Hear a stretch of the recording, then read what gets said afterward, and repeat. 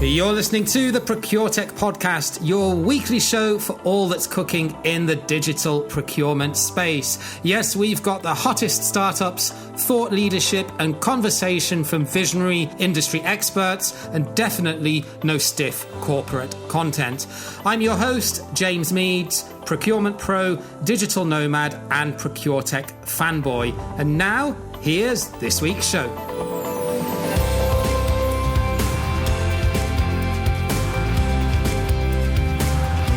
Yes, welcome to another episode of the Procuretech Podcast, where every episode will bring you everything that is fun and exciting and innovative and definitely not boring or corporate in the digital procurement space. And we're continuing with our mini-series of influencers and industry experts, getting their thoughts and nuggets of advice of everything that's happening in the digital procurement world. So without any further ado, I'd like to introduce today's guest, who I don't think needs any introduction, but I will do anyway.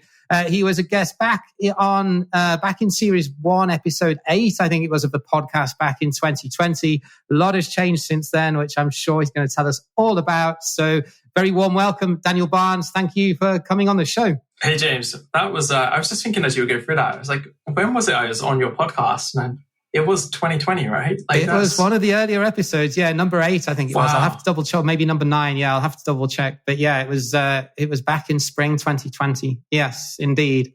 And a lot has changed since then, hasn't it? So yeah, just give us a quick overview of what you were doing then and what you're doing now and what you've been up to in between. Yeah, no, I can definitely go through that because, yeah, those 2 years kind of flew by from being a consultant in the defense space to finding that COVID kind of destroyed all the pipeline of work in that space. And then having to... Yeah, I know that feeling. Yeah, like it was painful, right? Like everything was on the up, money was good, business was good. And then, yeah, so I pivoted, joined a fintech for sort of 18 months. And during that 18 months of working at that fintech, started looking into sort of procurement tech and contract tech and what was out there, and sourced and implemented a product called Gatekeeper. And then in March, started talking with Gatekeeper, with Patrick, the CEO, about like, I want to come join Gatekeeper because I feel like I can have a bigger impact in kind of showing people the huge benefits of using tech in the procurement space, which I just couldn't get working in like an individual team or just working within one business. You can't really get that impact. You have that impact within the team, but I kind of maybe naively, and still do, think that we and like, this is why I love what you do, we can have such an impact on getting others along into this sort of digital transformation journey. And it kind of feels weird we're still talking about digital transformation in 2022. So yeah, back in June, I joined Gatekeeper as a community manager, to get my title right. And what does that mean? Like, in short, building a community for Gatekeeper, doing a lot of content, thought leadership content around procurement and contract management, risk, third-party risk management, those kind of things. And also working with Gatekeeper to help like position the business, work on product development and things like that, really. So yeah, that's a lot's changed really just in the last 6 months, let alone in the last 2 years since I was last on your podcast. Indeed. And for those that don't know, you've actually got a law background, haven't you? Maybe just talk a little bit about that, because that kind of fits in with obviously Gatekeeper being a contract lifecycle management platform. That fits in quite nicely with that, doesn't it? So, you know, you got into procurement, but you've got a postgraduate in law, right? Yeah. So I have my 2 degrees. So like my undergrad is commercial law, then my postgraduate, my master's was in, I'm trying to think of the right name. The right title is something like information technology and commerce law, but in short, covering commercial law, like cyber, internet law, and intellectual property law. And yeah, so like I originally started doing a lot of commercial type work, and by commercial, it was still supplier focused, procurement focused, but it let me get on and work with all of like the contracts, framework agreements in government and private sector defense companies. And I've kind of just continued that to this day. So I've kind of focused more so recently in the last couple of years as a contract management professional, being able to kind of hold my own against most actual like properly trained legal people like solicitors, barristers, legal counsel across the world. And it's been, fascinating, right? Doing that kind of role lately.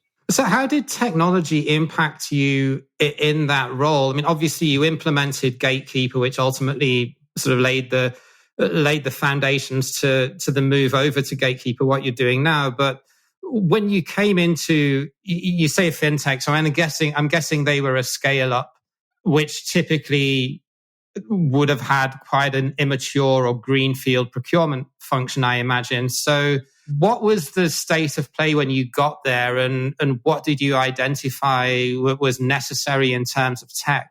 Yeah, it's a great question. When I joined the fintech, actually, I was the very last person to join the team out of everyone, and everyone else was more focused on supplier management, procurement side of things. And fortunately, there was a bit of process starting to be mapped out. And the tech space, maybe I'll just give you an idea of the tech stack. We actually had a CLM that when I joined. We were actually, it was quite weird. Joined a team that had only been set up for sort of 6-7 months, but we grew the maturity so fast that even when I joined, there was already a level of maturity, still I would say base level maturity here. So we had a CLM and we had other pieces of software like Trello, right, to project manage everything in a Kanban style. We're still obviously using Zoom, email. We're still using Excel for all of our data analysis and just trying to track stuff. It was very disjointed because the CLM that we had was basically a repository that allows you to store metadata in it. Didn't really let you do anything else. It was really painful to work with.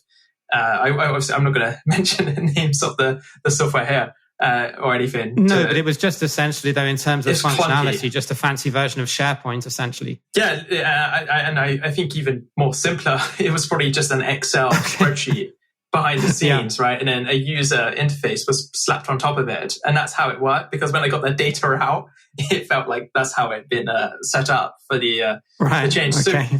So I guess, going into a fintech space, it's a scale-up environment. Yeah, you're correct on that.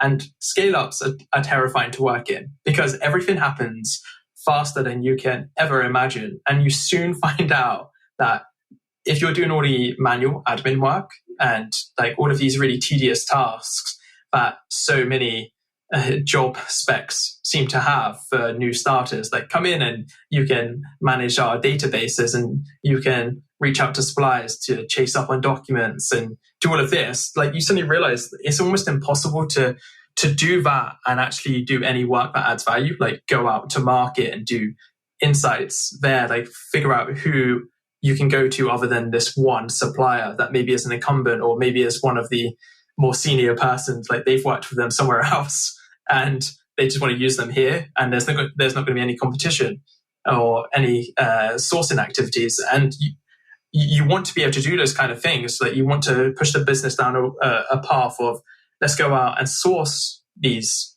requirements, but you don't have any time to do it. And you just suddenly realize it's painful. And I think the worst part of that is the work is boring. You'll suddenly realize how much you're paid to do the most mundane work that you could have a virtual assistant do it for pennies or pounds anywhere else in the world, right? And that's bizarre because but listening to you say that, that's one of the reasons, not the only reason, but it's one of the reasons why I ultimately left corporate, that I felt like, I've spoken a little bit about this on LinkedIn as well, but I felt like a very well-paid admin assistant a lot of the time. But in a tech business, that really surprises me, because if there would be any industry sector that would get this, I think no, you're right there, but we absolutely did get it, and that's why we got the investment to go out and test the market and go source a system that would change. We got to the point where we're like, this isn't working. We were having our risk committee meetings, we're having team meetings, we're talking with our chief commercial officer at the time, chief operating officer that he became, and we're just like, this genuinely just doesn't work right now. We are not going to deliver any value to the business unless you allow us to go out, run some sort of competitive exercise, go and see what's out there on the market. I think we looked at about 10 different suppliers in the CLM and even wider procurement space initially, and we settled on eventually Gatekeeper as the best solution at the time to kind of do everything we needed it to do for us. And then we were able to get quite a large buy-in across the entire business that we're going to change how we do things. Things weren't going to come in through email or Slack. They're going to have to go and complete a form in Gatekeeper to like raise requests and formalize this entire process. So we definitely had that back in, and we definitely understood it. And I think that maybe that is like when you were saying like, oh, I'd be surprised that a tech company didn't get it. I think tech companies really do get this, and there might be a bit more of a push to do it in that greenfield state or just past that state. Yeah. So that you don't end up with this huge legacy. So when you try and implement a solution, when you've got like legacy documentation everywhere, it's disjointed, it's in like SharePoint, shared drives everywhere, that becomes really difficult to implement and roll out.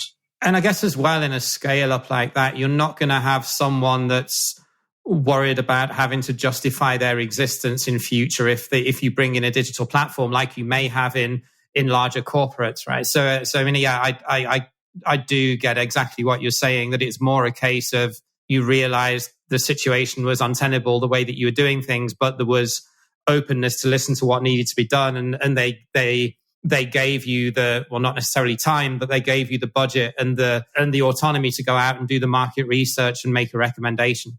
Yeah, no, certainly. And I think your point there about people being worried about losing their jobs, we definitely had conversations around this, right? Like we were like, this isn't going to replace anyone on the current team, right? Like this is no way trying to get rid of people.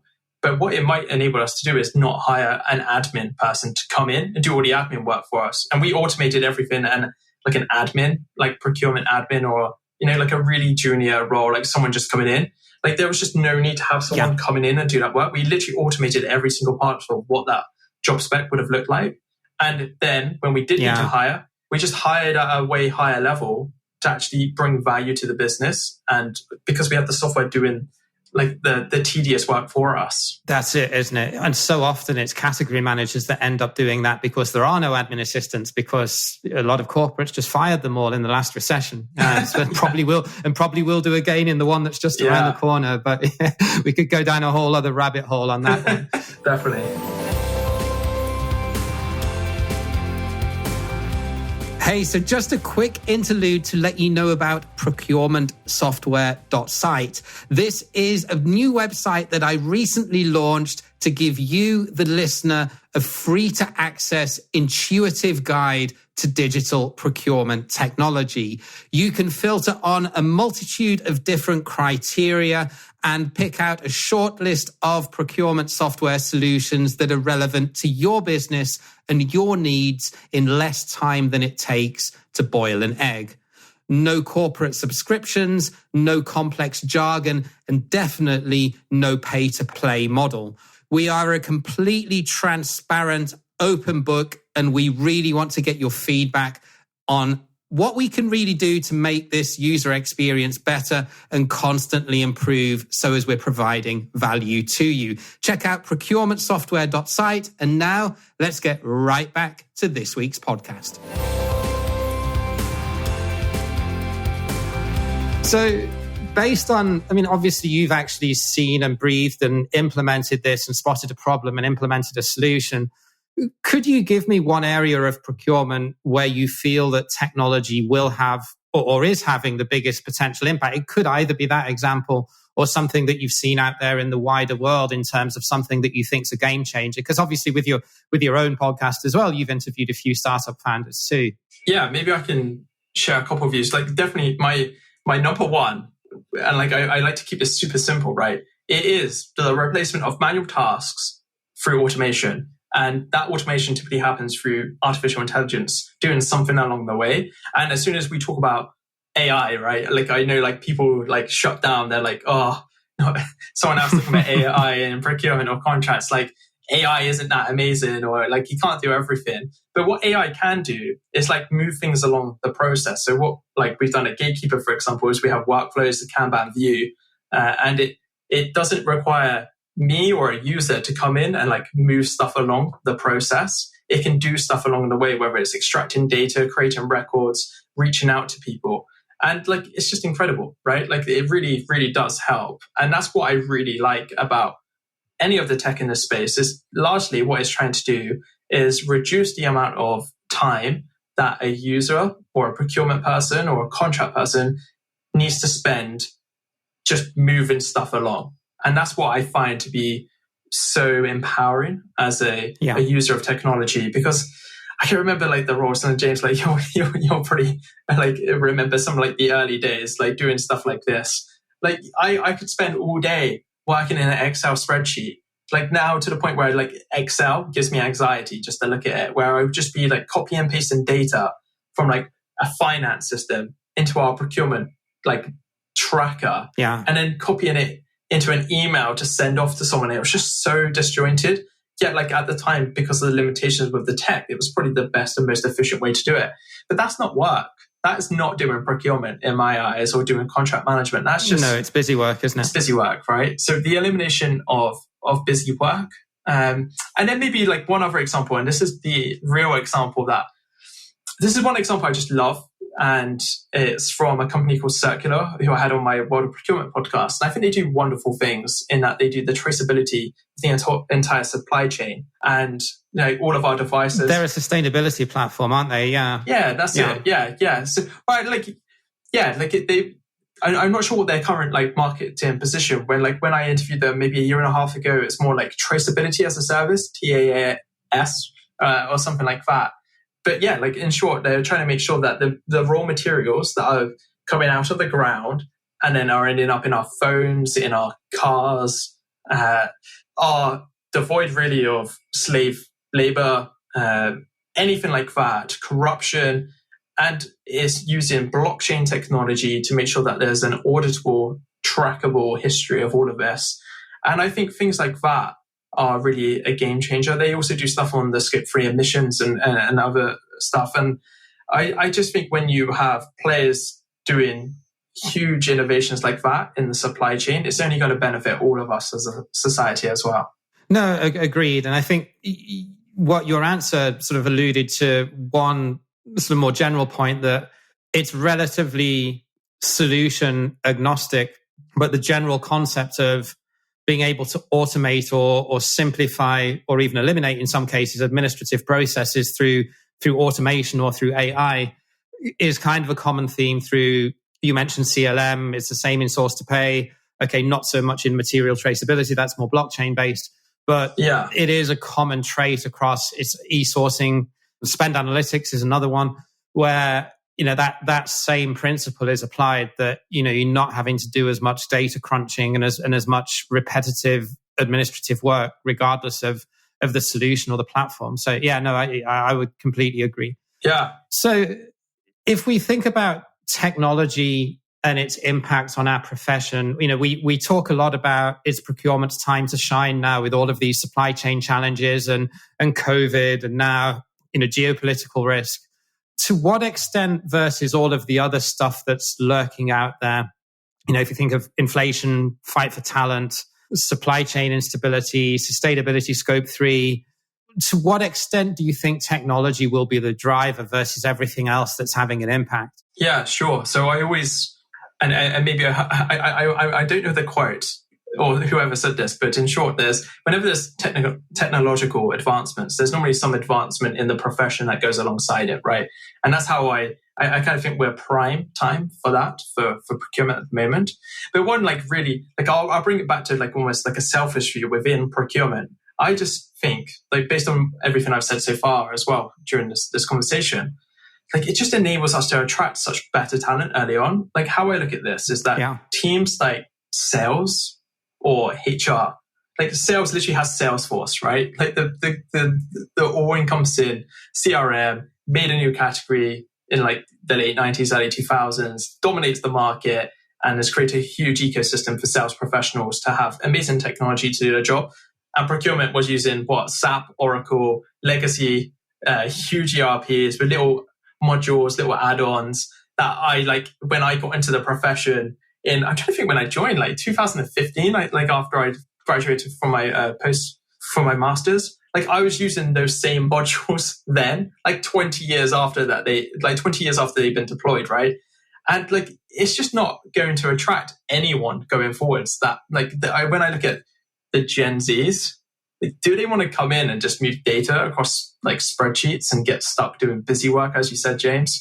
Like, definitely not. But maybe we are going to have like a really cool 10 years or so where we have way more new talent coming in, because the job roles aren't going to say, come in and manage this really boring stuff whilst everyone else who's more senior is doing all the cool stuff. Like, it's just like, come in and get stuck in doing really cool stuff because we've got technology that enables us to get rid of a lot of this boring stuff. Like, that's how I look at it from a very selfish perspective of like trying to make this profession better. And I just think it's going to, be really enlightening for the profession. And I think maybe even get some like more diverse people into the profession, different backgrounds. Yeah, it's just going to enable a lot. But companies need to actually take this opportunity on and also rework all of their job specs and everything else. Like, this isn't just like tech can't solve it in isolation. There's still a lot of work to do to make this appealing to new people joining the profession. Yeah, you hit on a couple of things there that I'll pick up on, and the job descriptions and, you know, getting HR to reflect the reality of a role in procurement, I do think is a challenge. Interestingly, I was at a conference in June, and there was a panel discussion about this. You know, how can we attract and retain talent into procurement? And one of the ladies on the panel did actually say, you know, making procurement sexy enough that all of the apprentices don't want to go and work in marketing or HR is a challenge, because I mean, she was from like a medium-sized German business, quite a traditional family-owned business. And yeah, she was saying, you know, we're still seen as just the police or the people sat in the corner that push paper. And to your point, you're exactly right. Sales has got that notion that it's a lot sexier than working in procurement. And, you know, to some extent, maybe it still is, but I do think that technology and some of the more exciting stuff now about you know, sustainability, if you're really passionate about that, or about, you know, some of the more fun things that you can do with data as data gets better and machines get smarter. I 100%, I think you're spot on. Yeah, I think your point on sustainability just got me my brain firing there, because I think a lot of the Gen Zs, that demographic is particularly associated with having strong ethical beliefs in sustainability, really conscious of where they buy stuff. And I imagine just being able to sell to them, like from a role perspective, like you can actually impact what millions of people across the world buy. Like, there's nothing cooler than that for me anyway. Like, maybe I'm the odd one out, but I think it's a really cool proposition that they could potentially have there. Yeah, especially in industries that have perhaps not had the best reputation historically, if they're genuinely keen to clean up their act in that regard. Yeah, no, 100%. I mean, so with your new role now around community management, the last thing that I wanted to ask you was, how essential do you think that is in terms of, you know, building a brand and marketing a SaaS product? Because, I mean, most companies still don't have it. I mean, I know a couple of them do. I think Tealbook does, and there are a couple of others that do, but it's still very much in its infancy. So Gatekeeper in that sense are I guess an early adopter, but, you know, it's not easy to grow. As you know, it's not easy to grow a community or an app off of something like Facebook or LinkedIn on a separate agnostic platform. So, you know, how does that fit into the overall marketing strategy without giving us away any trade secrets? Well, firstly, it's a really good question. It's one that we have, we've been talking about since March time when I first started talking to Patrick, because we didn't know what I was going to come in and do, right? Like, we just knew like it made sense. And this one felt like it was a good fit, like come in and do this community role. But in large, like Gatekeeper already has a community in some ways, right? So all of our customers, so the model at Gatekeeper is maybe a bit different to a lot of SaaS, like it's unlimited users. So it's not like a procurement team or a contract management team will get like 5 seats. Like everyone in their business can use the platform. And we also have something called like this ideas hub or ideas forum, where users of the platform can say like, oh, we want this change, or we would like to see this on the platform, or we need some content around this to help us. So we're already having people that are using the platform kind of help direct us. So that's one key play on a community aspect, is have your customers want to help grow the product. Obviously, selfishly for them, like that's obviously going to help them get more use out of the product. It also enables us to make a better product for them. But then, like you're right, like how do you go about growing a platform or a community off of a platform such as Facebook or LinkedIn? That's super tricky, right? And really, like our focus isn't there at the moment. That's probably a bit more of a medium to long term play. Right. And really at the moment, it's all about content. And can we make content that genuinely helps people? Like James, you'll know, like in the space, like you can go and read some content and the content is devoid of anything valuable. It can just be very superficial. And so that's kind of like what we're trying to challenge. Like we've got myself coming into Gatekeeper, who's been there and done a huge amount of stuff. We've also got another writer that's done a whole bunch of stuff. There's people in the business that have worked in this area as well. Like Patrick, a CEO who has like run other businesses. He's worked as like a commercial consultant and done loads of stuff. And we have so much knowledge in the business. It's about like trying to take all of that knowledge and make really useful content at like whether it's articles or videos, soon to be podcasts. And then like how do we distill that so that people across social media can get value from it? And that's kind of like there's a few plays there, but largely like we need to grow the Gatekeeper LinkedIn page. But like you'll know, business pages on LinkedIn are probably like some of the hardest pages to grow. Like they just don't really want, like LinkedIn don't really show the content as much because they want you to use ads, which all makes sense. But that's why like someone like me coming in who gets good viewership and stuff can like start bringing some topics to mind that we're like super passionate about, and then making like thought leadership content around like in the form of webinars about whatever we want really, because we're quite fortunate. Like our platform is kind of like multifaceted. It's like a contract lifecycle and vendor management platform, but we've also got this third-party risk management part coming in to really cover like a really wide amount of this space. And so there's so much content we can make in that area. So really at the moment, it's a content focus. How can we make better content that actually helps people? When people get content typically that helps them, they're more willing to say, hey, like we align to you. Can we come and join you? Whether that is join a community in the future and maybe they're not a customer, or maybe it's, hey, we align with this business. Maybe we could see if this Gatekeeper solution can do something for us. So it's quite a basic play in that sense. It's about putting value out first and foremost, and then good stuff will happen one way or another. Got it. No, it's always curious to hear, community management when I hear that title, because you raised a couple of good points there, that it is hard to grow business pages on LinkedIn. And if you've got a bit of influence or presence on your personal profile that can help elevate, I guess, Gatekeeper as a brand, then I can see why you'd be a valuable commodity to them for sure. Yeah, for sure. Final question, Dan. If anyone wants to learn more about what you're doing now at Gatekeeper or wants to check out your podcast, where's the best place that they can get in touch? Yeah, it's a great question. Like my sole focus on any social media really is LinkedIn. Absolutely love the platform. I can give you the link for that. But Daniel Barnes on LinkedIn. And then really, like where else can you find us? I think gatekeeperhq.com is probably the best place to see what we're doing at Gatekeeper.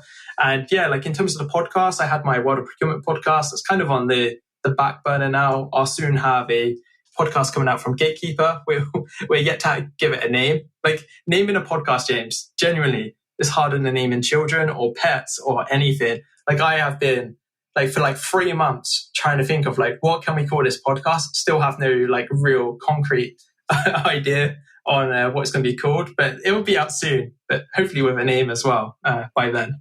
I wish I could think of a witty name in 5 seconds to give you that, but I'll take that as a task. it's not coming to me. Dan, as always, it's a pleasure to catch up.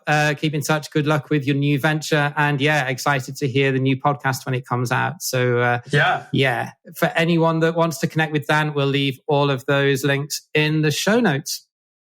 Okay, so that was Dan talking all about his new venture at Gatekeeper and some of his history around moving into a growing procurement team in a fintech, and from his background way back as a contractor in the defense industry. Thanks again for listening. We know there are a lot of procurement podcasts out there, and we are especially grateful that you've chosen to insert us into your earballs today. Don't forget, procurementsoftware.site is your one-stop directory for all things procurement tech. If you're looking for the breadth of the market, particularly the solutions that are not featured on some of the other platforms or that are not sponsoring all of the conferences. There are over 300 solutions listed. Go check us out. Let us know what you think. and we'd love to hear your feedback. Take care. See you again next time. Thank you for listening, and bye for now.